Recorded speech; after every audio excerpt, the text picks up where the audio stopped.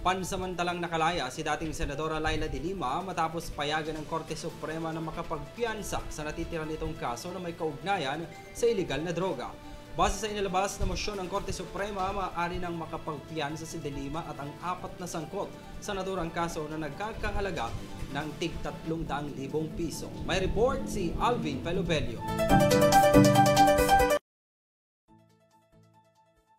Matapos ang mahigit 6 na taong pagkabilanggo, pansamantalang nakalaya si dating Senador Laila de Lima matapos pahintulutan ng Korte Suprema na makapagpiyansa sa kanyang nalalabing kasong kinahaharap na may kinalaman umano sa droga. Nakasaad sa mosyon na inilabas ng Muntinlupa Regional Trial Court, Branch 206 na pinahintulutan nito si de Lima, kabilang ang iba pang mga akusado na makapagpiyansa ng 300,000 pesos bawat isa.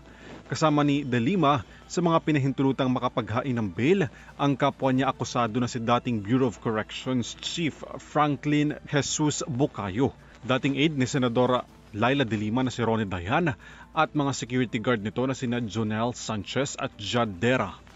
Pirmado ni Presiding Judge Hener Gito ang nasabing mosyon.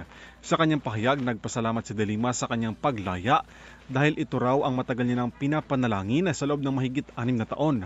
Makailang beses na ring itinanggi ng dating senadora ang mga akusasyon sa kanya at iginiit ng ilang beses na siya ay biktima lamang ng kagustuhan ni dating Pangulong Rodrigo Duterte na siya ay makulong. Sa 3 kaso ni de Lima na may kaugnayan sa illegal drugs, isa na lang ang nakabinbin sa korte.